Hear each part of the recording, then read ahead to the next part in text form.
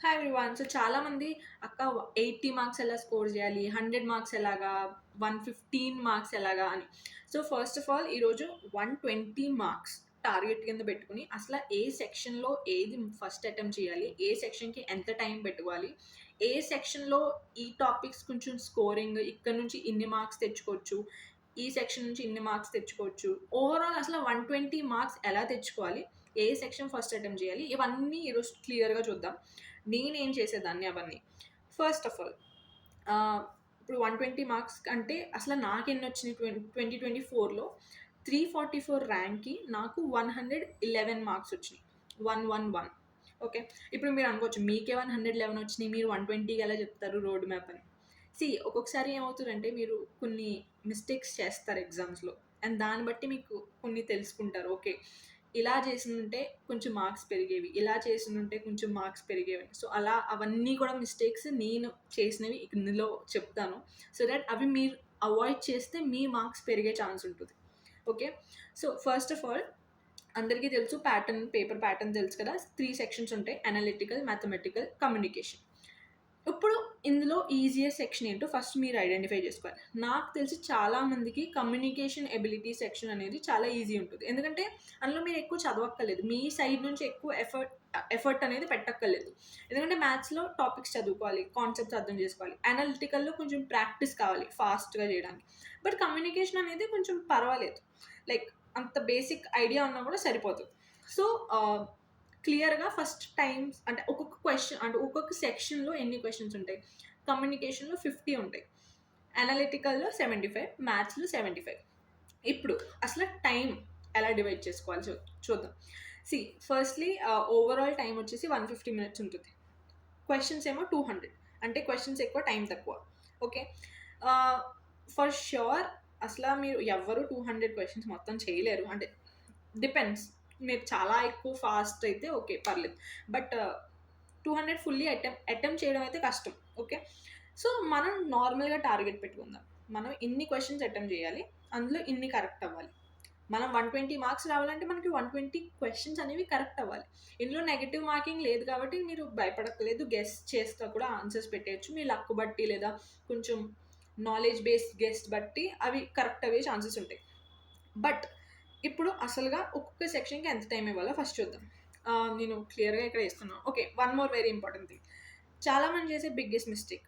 వాళ్ళు time divide చేసుకున్నప్పుడు సెక్షన్‌కి ఇంతింత పెట్టుకోవాలని చెప్పి మొత్తం టైం అలాట్ చేసేస్తారు. అంటే 150 మినిట్స్‌లో ఓకే. 50 మినిట్స్ మ్యాథ్స్‌కిద్దాం. 60 మినిట్స్ అనలిటికల్‌కిద్దాం. మిగిలిందంతా 40 మినిట్స్. 40 మినిట్స్ కమ్యూనికేషన్‌కిద్దాం. టైం మొత్తం అయిపోయింది. మీకు ఎక్స్‌ట్రా ఇంకేం టైం మిగలలేదు. అది చేసే చాలామంది బిగ్గెస్ట్ మిస్టేక్. నేను కూడా స్టార్టింగ్‌లో ప్రిపరేషన్ అప్పుడు 2, 3 previous year question paper timer పెట్టుకొని సాల్వ్ చేసినప్పుడు అలా చేశాను.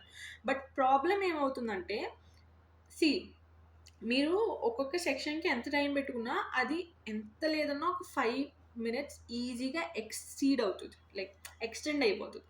సో, మీరు అనలిటికల్‌కి 50 మినిట్స్ పెట్టుకున్నారనుకోండి. బట్ అది ఎప్పుడు 50 ఉండదు. మీరెప్పుడు 55కెళ్తారు. లేదా కొంతమంది 60 మినిట్స్‌కి ఎక్స్‌టెండ్ అయిపోతారు. ఎందుకంటే మీకప్పుడు అనిపిస్తది ఈ క్వెషన్ వచ్చేస్తుందేమో, ఇంకొంచెం ఎక్కువ చేస్తే వచ్చేస్తుందేమో, క్వెషన్స్ ఈజీగానే ఉన్నాయి కానీ ఆన్సర్ రావట్లేదు. సో, అక్కడ మీరు ఇంకా ఎక్కువ టైం పడతారు. సో, దానివల్ల ఈ సెక్షన్ వల్ల నెక్స్ట్ మీరు చేసే సెక్షన్‌కి టైం ఆటోమేటిక్‌గా తగ్గుతది. నెక్స్ట్ మ్యాథ్స్ చేస్తున్నారు. మ్యాథ్స్‌లో ఇంకొంచెం ఎక్కువ టైం పడతది. అక్కడ 10 మినిట్స్, ఇక్కడ ఇంకొంచెం 5 మినిట్స్ తీసుకున్నారు. మొత్తం 15 మినిట్స్ మీరు ఎక్స్‌టెండ్ చేశారు. అంటే దీని బట్టి ఏమైంది? లాస్ట్‌లో మీరు అటెంప్ట్ చేసే కమ్యూనికేషన్ ఎబిలిటీకి 15 మినిట్స్ ఆటోమేటిక్‌గా తగ్గిపోయినాయి. అండ్ చాలామంది బిగ్గెస్ట్ మిస్టేక్ ఏం చేస్తారంటే కమ్యూనికేషన్ ఎబిలిటీ ఒకవేళ లాస్ట్‌లో అటెంప్ట్ చేస్తుంటే గనక దానికి టైం సరిపోదు. అండ్ అది ఈజియెస్ట్ సెక్షన్ అది. So, don't do this mistake. Firstly నేనైతే ఎప్పుడు 10 మినిట్స్ ఎక్స్‌ట్రా పెట్టుకుంటాను. ఎక్స్‌ట్రా పెట్టుకోవడం అంటే నాకు ఎక్స్‌ట్రా ఏం అక్కడి నుంచి రావట్లేదు. బట్ నేను డివైడ్ చేసుకునే టైంలో సెక్షన్‌కి కొంచెం తగ్గించి బట్ లాస్ట్‌లో 10 మినిట్స్ ఎక్కువ పెట్టుకుంటాను. ఎందుకంటే సీ ఆహ్, క్లియర్‌గా చెప్తాను అసలు ఎంత టైమో. బట్ ఇది ఒకటి గుర్తుపెట్టుకోండి. మీరు ఏ ప్లాన్ ఫాలో అయినా లాస్ట్‌లో ఎక్స్ట్రా 10 మినిట్స్ అనేవి పెట్టుకోండి. అలా మీరు సెక్షన్ టైమింగ్స్ డివైడ్ చేసుకోండి. ఓకే. ఏ సెక్షన్ ఫస్ట్ అటెంప్ట్ చేయాలి? ఏ సెక్షన్ తర్వాత? ఫస్ట్‌లీ ఇది depends on person to person. వాళ్ళ స్ట్రెంగ్త్, వాళ్ళ వీక్‌నెస్ బట్టి డిపెండ్ అవుతది. నేను ఏమనుకునేదాన్నంటే నేను నా మైండ్‌లో ఏముండేదంటే సీ కమ్యూనికేషన్ అనేది ఈజియెస్ట్. మ్యాథ్స్ కొంచెం అంటే బాగా మైండ్ పెట్టి చేయాలి.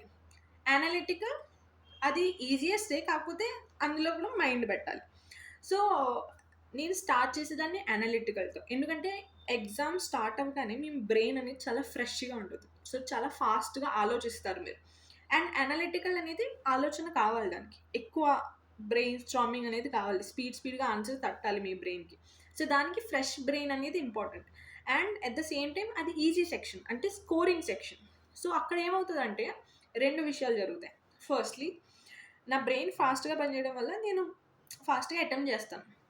సెకండ్, నేను ఎక్కువ అటెంప్ట్ చేస్తే నాకు కాన్ఫిడెన్స్ అనేది పెరుగుతది. ఎందుకంటే ఓకే. ఇన్ని క్వెషన్స్ అయిపోతున్నాయి. ఓకే. ఇన్ని క్వెషన్స్ అయినియి. నేను ఇంత టైంలో ఇన్ని చేశాను. సో, కాన్ఫిడెన్స్ అనేది ఆటోమేటిక్‌గా పెరుగుతది. ఆ కాన్ఫిడెన్స్ నెక్స్ట్ సెక్షన్స్‌కి యూజ్ అవుతది.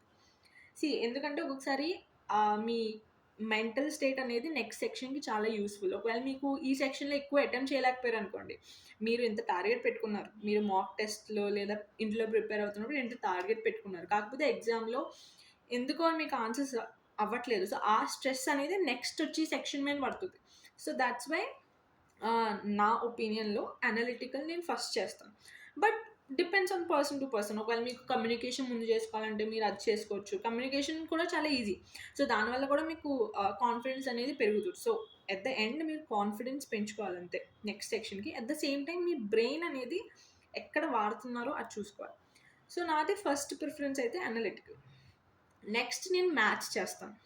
ఎందుకు మ్యాథ్స్? ఎందుకంటే సీ అనలిటికల్‌లో ఆల్రెడీ మీరు కొంచెం బ్రెయిన్ వాడారు. మీరు బ్రెయిన్ అనేది కొంచెం టైర్డ్ అవుతది.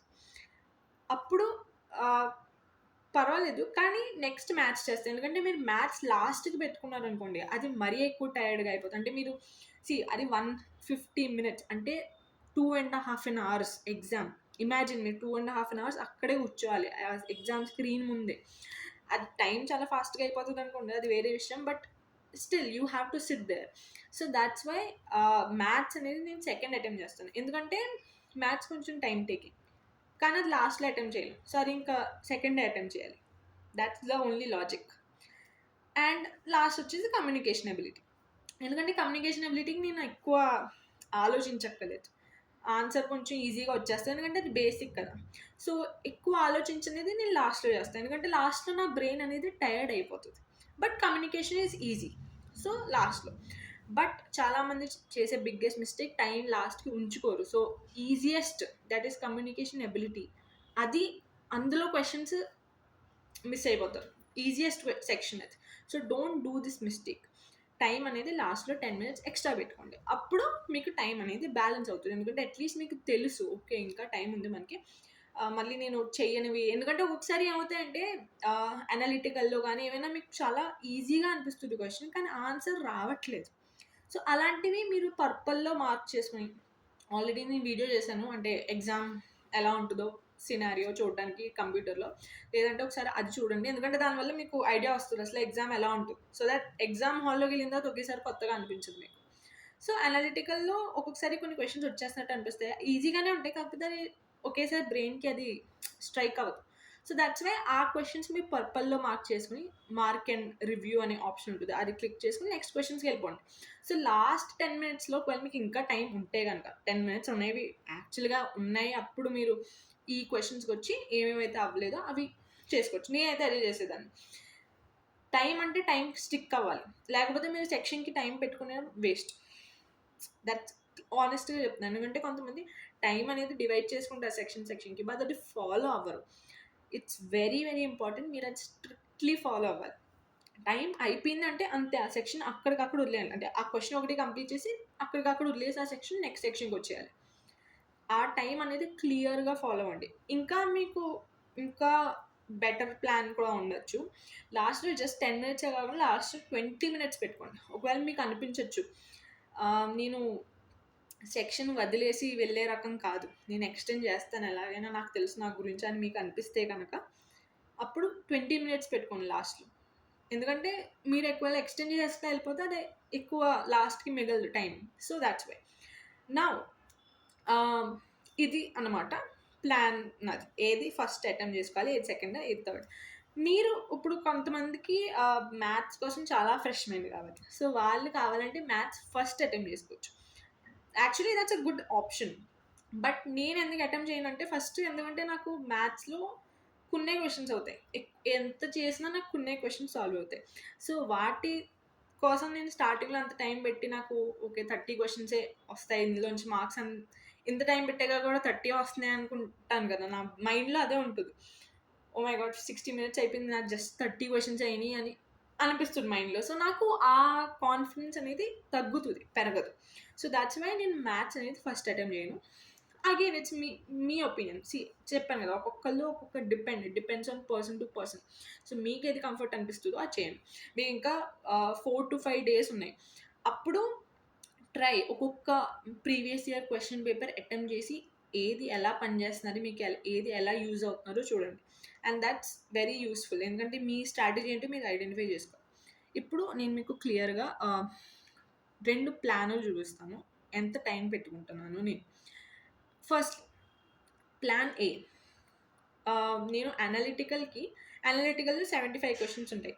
అనలిటికల్‌కి నేను 50 మినిట్స్ పెట్టుకుంటాను. 50. మ్యాథ్స్‌కి 60 మినిట్స్. 60. కమ్యూనికేషన్‌కి 30 మినిట్స్. 30.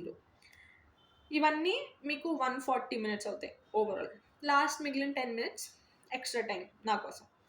దెన్ ఇది నా ప్లాన్ ఏ. ఇప్పుడు ప్లాన్ బి.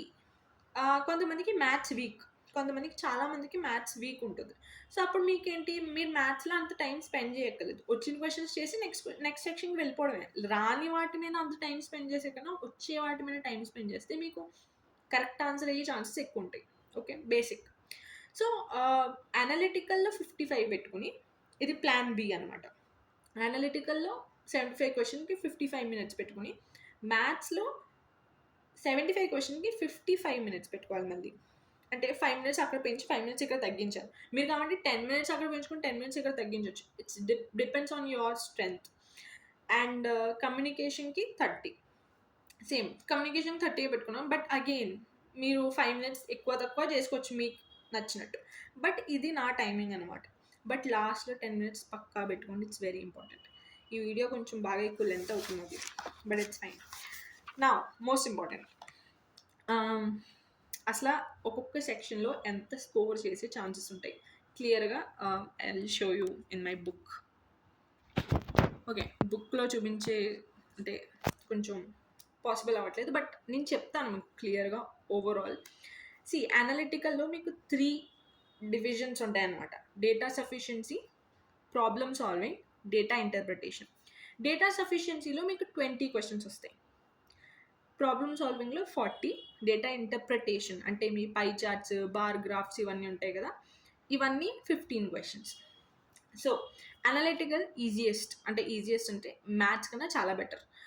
సో, డేటా సఫిషియన్సీలో నా టార్గెట్ 20 క్వెషన్స్ వస్తాయనుకోండి. నా టార్గెట్ 10-12 క్వెషన్స్ డేటా సఫిషియన్సీలో మీరు టార్గెట్ చేసుకోవాలి. అంటే 10-12 క్వెషన్స్ అక్కడ నుంచి తీసుకోవాలి. కరెక్ట్ చేసుకోవాలి. Then problem solving 40 questions. Problem solving అంటే తెలుసు కదా! నంబర్ సిరీస్, బ్లడ్ రిలేషన్స్ ఇవన్నీ కలిపేసి.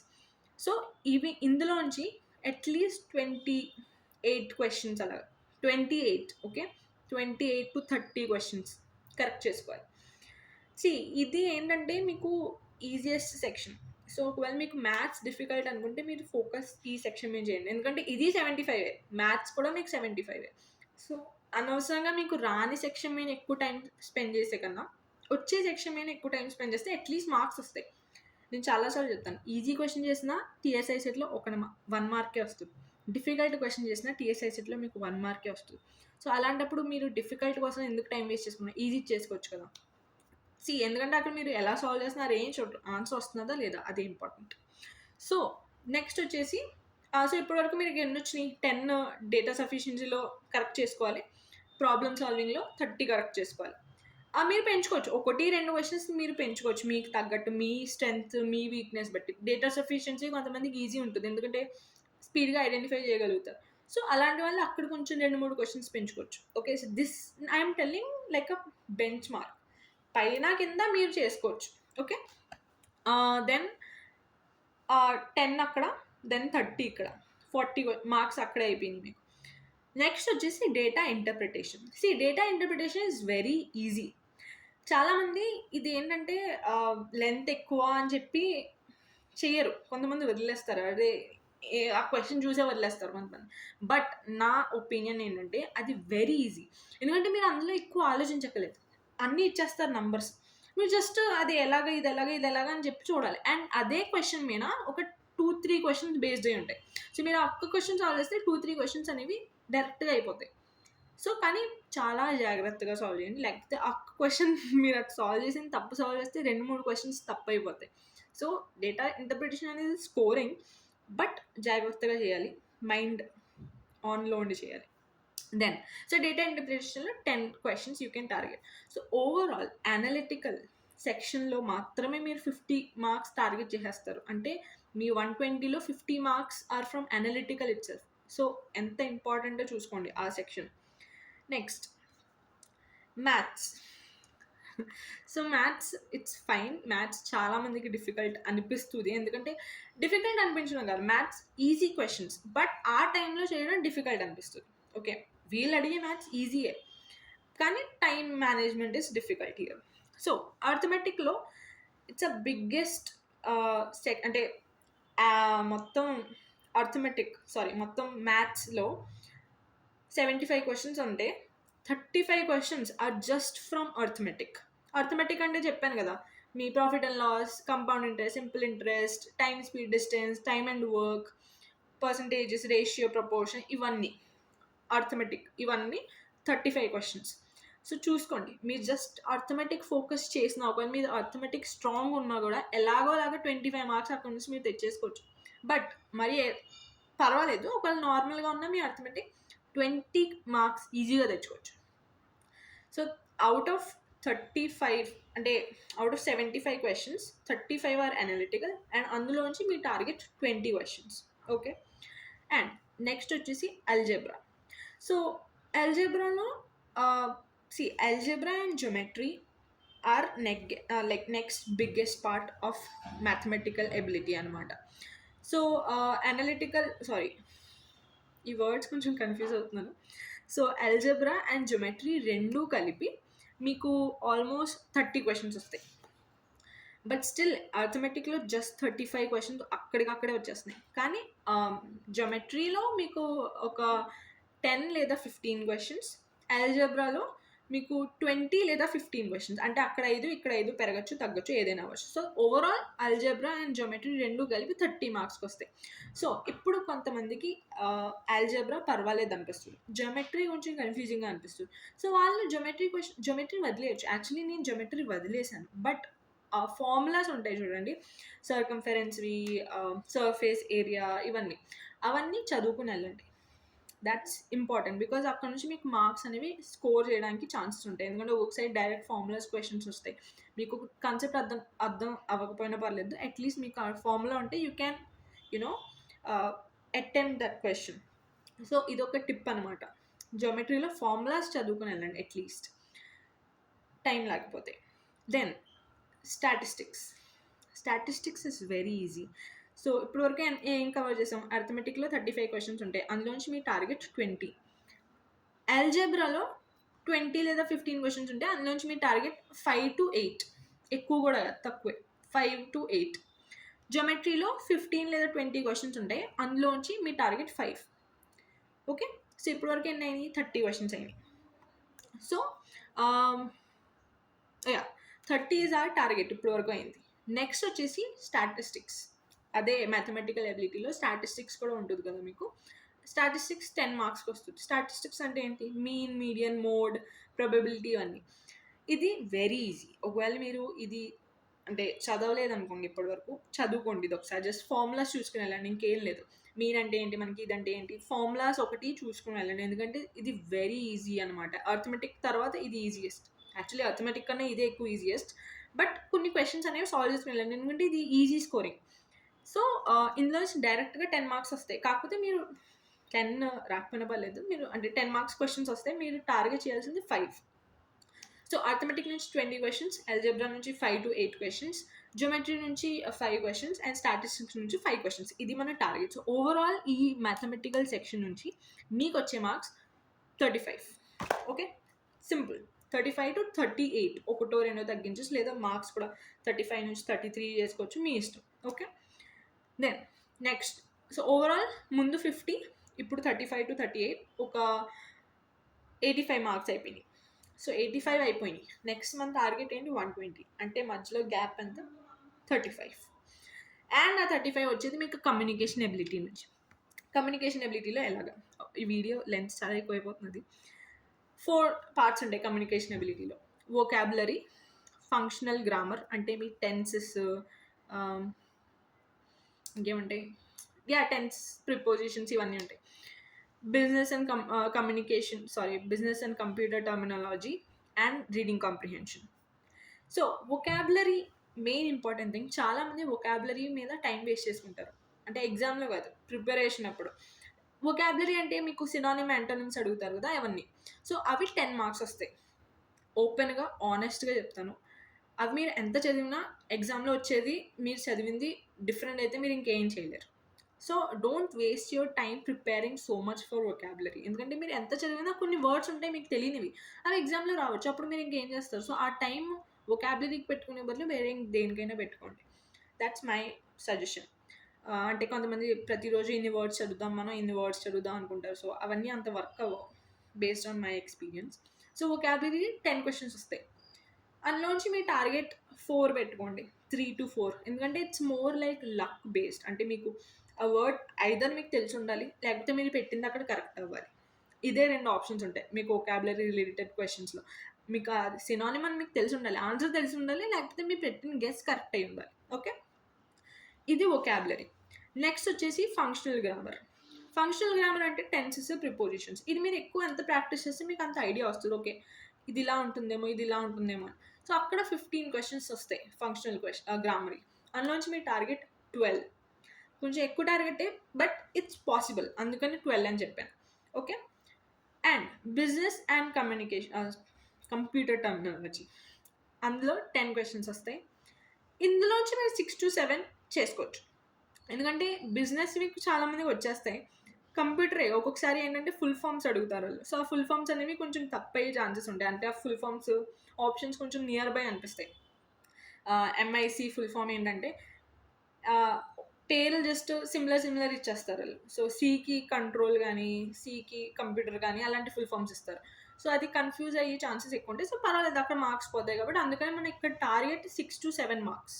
Okay, so then last reading comprehension. దీని మీద సెపరేట్ వీడియో కూడా చేశాను, ఈ అన్నిటి మీద సెపరేట్ వీడియో చేశాను. So you can go watch that. Reading కాంప్రిహెన్షన్లో మీ టార్గెట్ 12 మార్క్స్. 15 మార్క్స్కి వస్తుంది, 12 మార్క్స్. సో ఇదనమాట overall target from communication. Vocabulary నుంచి 4, ఫంక్షనల్ గ్రామర్ నుంచి 12, బిజినెస్ అండ్ కంప్యూటర్ టర్మినాలజీ నుంచి 6 to 7, రీడింగ్ కాంప్రిహెన్షన్ నుంచి 12. సో ఓవరాల్ మీ టార్గెట్ అవుతుంది 35. సో ఇదనమాట. ఇలా మీరు 120 మార్క్స్ అచీవ్ చేసుకోవచ్చు. సో ఇప్పుడు కొంతమందికి ఇందులో మీరు తగ్గించుకోవచ్చు మీ లెవెల్ ఆఫ్ డిఫికల్టీ, లేదా మీ కెపాసిటీ బట్టి, లేదా మీ రిక్వైర్మెంట్ బట్టి. కొంతమందికి ఓకే అంత ర్యాంక్ అవసరం లేదు, మనం జస్ట్ నార్మల్ 100 మార్క్స్ వచ్చినా పర్లేదు అంటే దాన్ని బట్టి మీరు ఎక్కువ తక్కువ మీరు చేసుకోవచ్చు, మీ స్ట్రెంత్ అండ్ వీక్నెస్ బట్టి. సో ఇదనమాట. వీడియో చాలా ఎక్కువ అయిపోయింది. సో ఎస్, నెక్స్ట్ వీడియోలో ఒక్కొక్క సెక్షన్కి సెపరేట్గా టిప్స్ చెప్తాను. అంటే కమ్యూనికేషన్ అబిలిటీలో ఈ టిప్స్ అండ్ ట్రిక్స్ ఫాలో అయితే మార్క్స్ కొంచెం పెరిగే ఛాన్సెస్ ఉంటాయి, ఇవన్నీ. సో ఇది ఓవరాల్ మీకు 120 మార్క్స్ వచ్చే స్ట్రాటజీ. సో ఇది ఫాలో అవ్వండి. అండ్ టైమింగ్ విషయం చాలా చాలా జాగ్రత్తగా ఉండాలి మీరు. Time is all the game of TSI set. And that's it. And ఇంకేమైనా డౌట్స్ ఉంటే please mention in the comment section. Thank you.